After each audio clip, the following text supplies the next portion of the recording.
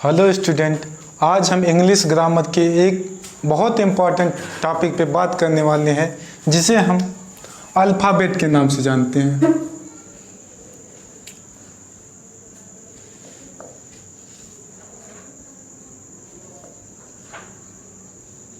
Alphabet, आप सबको पता होगा कि अल्फ़ाबेट जो हमारा होता है इसकी मीनिंग होती है वर्णमाला।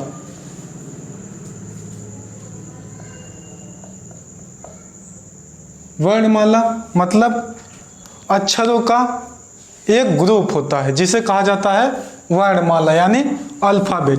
अल्फ़ाबेट में आपके 26 लेटर होते हैं, जैसे A B C D E F G H I J K L M N O P Q R S T U V W X Y और जेड। और इस अल्फ़ाबेट को दो पार्टों में डिवाइड किया गया है। पहला पार्ट है आपका वॉवेल, जिसे हिंदी में स्वर कहा जाता है, और स्वर में आपके 5 लेटर्स आते हैं, ए ई आई ओ और यू, और इनकी संख्या 5 होती है। इसी तरह से इन जो दूसरा पार्ट होता है वो कॉन्सोनेंट होता है। कॉन्सोनेंट का मतलब व्यंजन। व्यंजन यानी ए ई आई ओ और यू को छोड़कर जो भी हमारा बचेगा वो हमारा कॉन्सोनेंट होगा, और कॉन्सोनेंट की संख्या 21 होती है। यानी हम अल्फ़ाबेट से अगर ए ई आई ओ यू को निकाल दें तो जो हमारा बचेगा वो कॉन्सोनेंट कहलाएगा, और कॉन्सोनेंट वो आपके 21 होते हैं। और एक चीज़ जानते हैं, लेटर। हमें ये पता होना चाहिए कि लेटर क्या होता है। लेटर का मतलब होता है अक्षर। अब हम ये जानेंगे कि अक्षर क्या होता है। अक्षर a small unit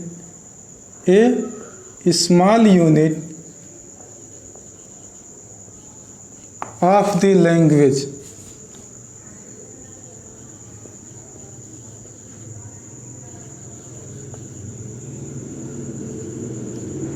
A small unit of the language is called letter।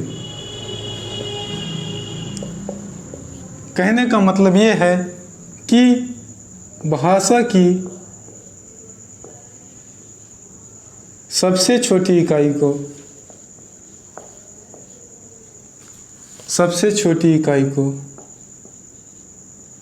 अक्षर कहते हैं। भाषा की सबसे छोटी इकाई को अक्षर कहते हैं। और जब इनमें से कुछ अक्षरों को मिलाया गया तो हमारा वर्ड बना। वर्ड का मतलब होता है शब्द। अब शब्द बना तो हमने कुछ वर्डों को मिलाया, कुछ लेटर्स को मिला, जैसे ए एन एम। लेकिन इन लेटरों का कोई मतलब नहीं निकला, यानी ये मीनिंगलेस थे। लेकिन अगर इसी को हम ऐसा लिखें एम ए एन, अगर ये लिखा जाए तो इसका सेंस निकलता है व्यक्ति। तो कहने का मतलब ये है कि अक्षरों का वह समूह जिसका कोई ना कोई अर्थ होता है उसे क्या कहते हैं? शब्द कहते हैं। चलो आगे देखते हैं।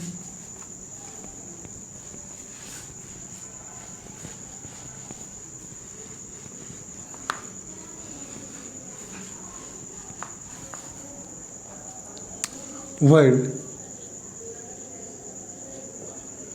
वर्ड का मतलब होता है शब्द। और अक्षरों के समूह को क्या कहते हैं? अक्षरों के समूह को शब्द कहते हैं। अक्षरों के समूह को शब्द कहते हैं।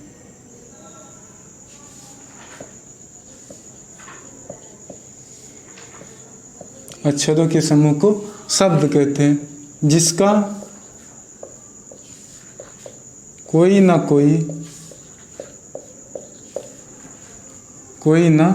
कोई अर्थ हो। ऐसा नहीं है कि हमने अक्षरों के समूह को मिला दिया, जैसे CTA इसे मिलाया तो लेकिन इसका कोई मीनिंग नहीं निकला, ये मीनिंगलेस था ना, इसका अर्थ नहीं निकला। लेकिन अगर हम CA और T लिखें तो इसका मीनिंग निकल के आता है बिल्ली। इसका अर्थ क्या निकल के आता है? बिल्ली। तो भाई अक्षरों का वह समूह जिसका कोई ना कोई अर्थ निकलेगा उसे ही शब्द कहेंगे। अगर अक्षरों का समूह हो और उससे कोई अर्थ ना निकले तो उसे वर्ड नहीं कहेंगे। तो डेफिनेशन लिख लेते हैं।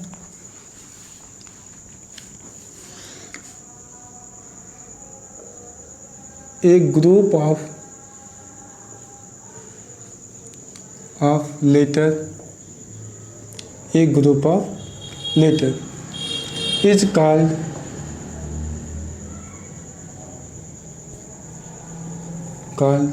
word, is called word। जैसे मैन, कैट, बैट, रैट।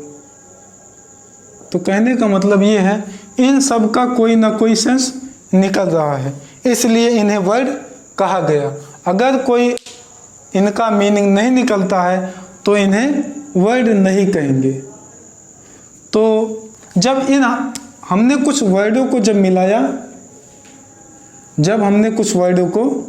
मिलाया, जैसे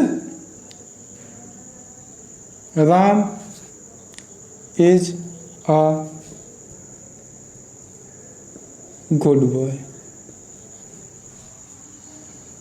Ram is a good boy.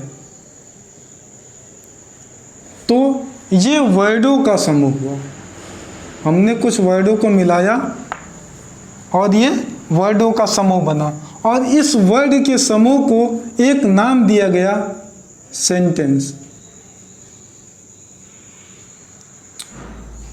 Sentence.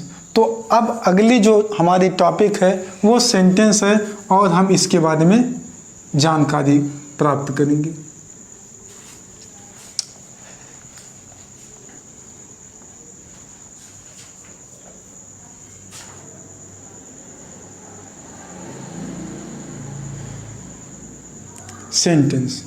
Sentence का मतलब होता है वाक्य। अब इसका डिफिनेशन क्या होता है? शब्दों का वह समूह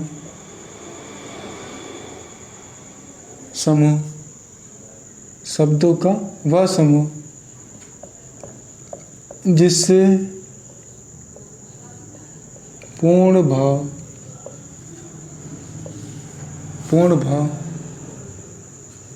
प्रकट होता है,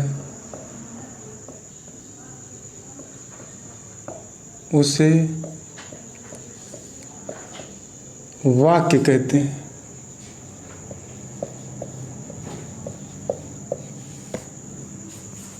A group of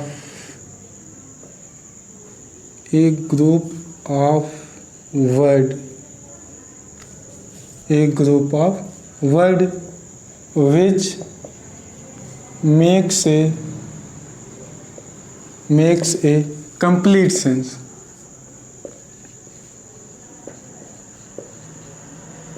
Makes a complete sense. Is called sentence. कहने का मतलब ये है शब्दों का वह समूह जिससे पूर्ण भाव प्रकट होता है उसे क्या कहते हैं? वाक्य कहते हैं। जैसे हमने लिखा Ram is a good boy. इसका मतलब होता है राम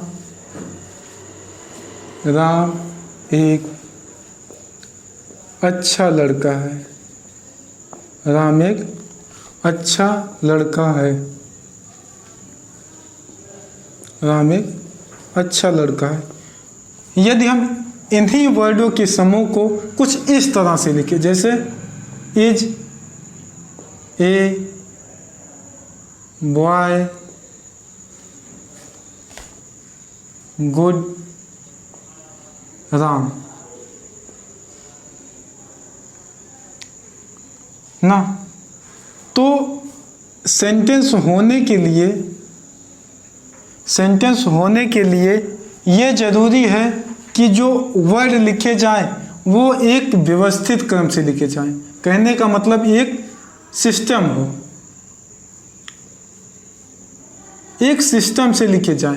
अगर सिस्टम से नहीं लिखे जाते हैं तो उन्हें सेंटेंस नहीं कहा जा सकता। सेंटेंस भाई तभी कहा जाएगा जब ये पूर्ण भाव प्रकट करेंगे, और तब इन्हें सेंटेंस कहा जाएगा। अगर हम आपसे ये कहें कि राम इज ए,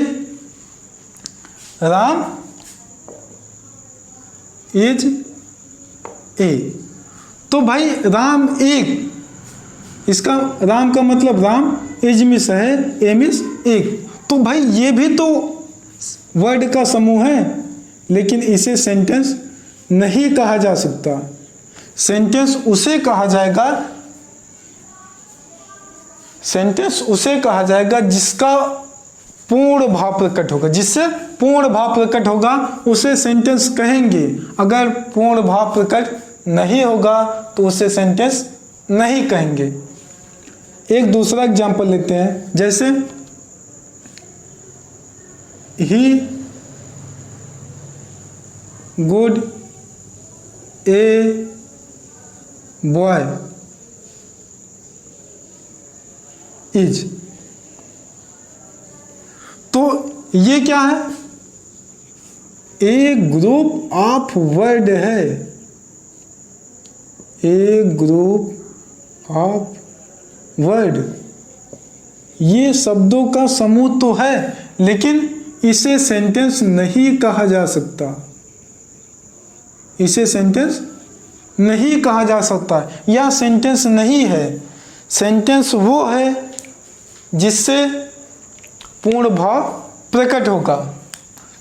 आइए आगे देखते हैं। इस सेंटेंस को 5 पार्टों में डिवाइड किया गया।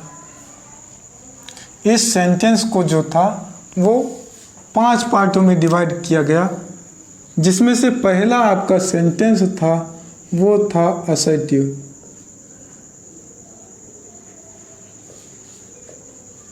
Assertive sentence.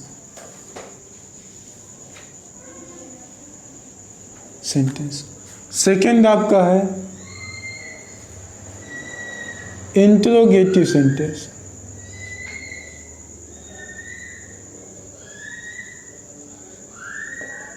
Interrogative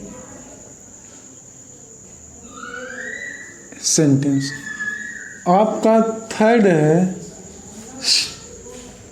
imperative sentence. Imperative sentence.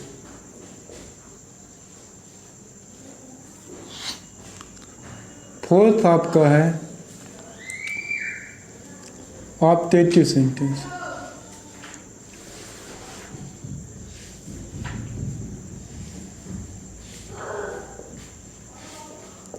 Optative sentence.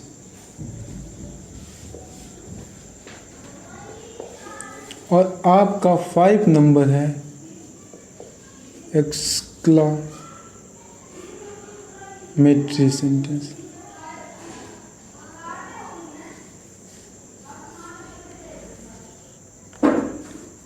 Exclamatory sentence.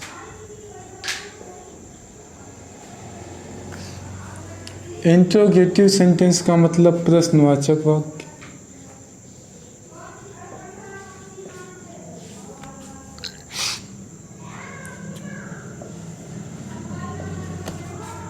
Imperative sentence का मतलब आदेशात्मक वाक्य।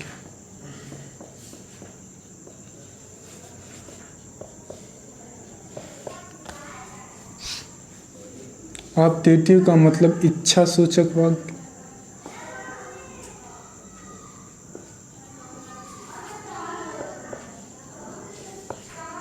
एक्सक्लामेटरी का मतलब विस्मय सूचक वाक्य।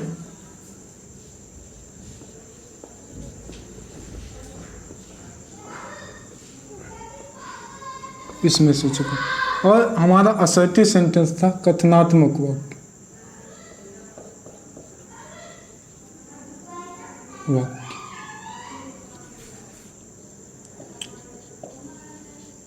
कथनात्मक वाक्य। आइए हम पहले इनके बारे में थोड़ा जान लें, उसके बाद विस्तार से अध्ययन करेंगे। असर्टिव सेंटेंस का मतलब होता है कथनात्मक वाक्य। कहने का मतलब ये है कि ऐसे वाक्य जो किसी वक्ता के द्वारा कहे गए कथन को बताएं, किसी वक्ता के द्वारा कहे गए कथन को बताएं, और वो कथन आपका सिंपल हो सकता है और नेगेटिव हो सकता है। आपका जो कथन हो सकता है वो 2 तरीके से हो सकता है, या तो सिंपल होगा या तो नेगेटिव होगा। कहने का मतलब ये है कि असर्टिव सेंटेंस वह सेंटेंस है जिसका प्रयोग कथन, किसी कथन को कहने के लिए किया जाता है, उसे क्या कहते हैं? असर्टिव सेंटेंस कहते हैं। और दूसरा आपका है इंट्रोगेटिव सेंटेंस, ऐसे सेंटेंस जिनका प्रयोग प्रश्न पूछने के लिए किया जाता है, उसे इंट्रोगेटिव सेंटेंस कहते हैं। इंट्रोगेटिव सेंटेंस आपका 2 प्रकार से होता है। एक तो होता है यस और no answer type question,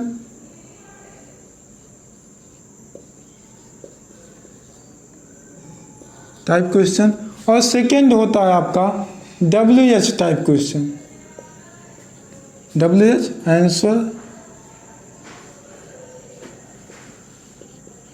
type question. तो भाई ये होता क्या है? यस और नो आंसर टाइप क्वेश्चन, ये वो क्वेश्चन होता है जिसका आंसर हम हाँ या ना में दे सकते हैं, जिसका उत्तर हम हाँ या ना में दे सकते हैं, उसे यस और नो आंसर टाइप क्वेश्चन कहेंगे। और सेकंड जो आपका है WH टाइप क्वेश्चन, इसका आंसर हम हाँ या ना में नहीं दे सकते। जैसे हम अगर आपसे पूछे कि क्या वह खाना खाता है, तो आप कहोगे भाई अगर वो खाना वास्तव में खा रहा होगा तो कहोगे हाँ, अगर नहीं खा रहा होगा तो कह दोगे नहीं। लेकिन हम यही चीज़ आपसे पूछे कि वह क्या खाता है, तो आप उसका आंसर हाँ या ना में नहीं दे सकते हो। उसके लिए हमें अपना मुंह खोलना पड़ेगा और कुछ ना कुछ बोलना पड़ेगा। जैसे हम आपसे ये कहें कि आप स्कूल क्यों जा रहे हो, तो आप ये कहोगे कि हम स्कूल पढ़ने के लिए जा रहे हैं। तो जिसका आंसर हम हाँ या ना में दे सकते हैं उसे यस और नो आंसर टाइप क्वेश्चन कहेंगे, और जिसका आंसर हम या ना में नहीं दे सकते उसे WH टाइप क्वेश्चन कहेंगे। उसके बाद हमारा 3rd नंबर आता है इम्परेटिव सेंटेंस। इम्परेटिव सेंटेंस वह सेंटेंस होता है जो आदेश देने के लिए प्रयोग किया जाता है। जैसे एक गिलास पानी लाओ, तो हमने आपको क्या दिया, आदेश दिया क्या लाने के लिए, एक गिलास पानी लाने के लिए। और इसकी सबसे बड़ी खासियत ये है कि सेंटेंस जो स्टार्ट होता है वो मेन वर्ब की फर्स्ट फॉर्म से स्टार्ट होता है, मतलब V1 से। और इसमें सब्जेक्ट यू जो होता है वो क्या होता है, वो आपका छिपा रहता है, मतलब दिखाया नहीं जाता। सेंटेंस में जो आपका सब्जेक्ट होता है वो प्रत्यक्ष नहीं होता, कहने का मतलब वो अनुपस्थित होता है, जिसके बारे में कहा जाता है। जैसे आपसे कहा जाए पानी दो, पानी दो, तो भाई पानी देने वाला जो है वो कोई दूसरा है जिससे हम कह रहे हैं कि भाई आप पानी दो। तो यहाँ पे हमने क्या किया, आदेश दिया, ऑर्डर, क्या किया, आदेश दिया, इसलिए इसे कौन सा वाक्य कहेंगे, आदेशात्मक वाक्य कहेंगे। और चौथा नंबर है हमारा ऑप्टेटिव सेंटेंस।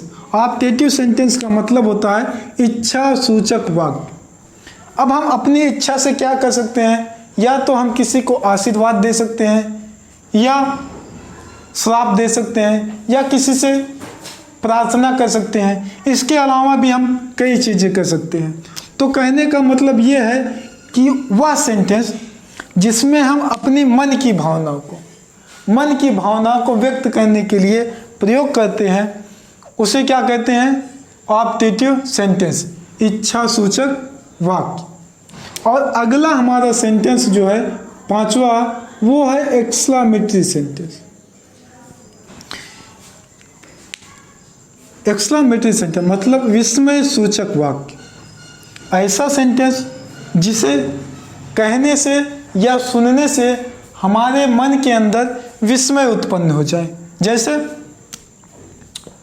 आप किसी व्यक्ति से मिले और कुछ दूर आप उसके यहाँ से कुछ दूर गए और रास्ते में कोई आपसे बताए कि भाई जिस अपने दोस्त से आप मिलने गए थे वो थोड़ी देर पहले एक्सपायर हो गया ना, तो आपको यह सुन के बहुत आश्चर्य होगा। क्या होगा, आश्चर्य होगा। तो यहाँ पे ये आश्चर्य आपका क्या होगा, विस्मय उत्पन्न करेगा। तो भाई जो सेंटेंस आपके मन में विस्मय उत्पन्न कर दे उसे कौन सा सेंटेंस कहेंगे, एक्सक्लेमेटरी सेंटेंस, मतलब विस्मय सूचक वाक्य। आज की टॉपिक हमारी खत्म होती है।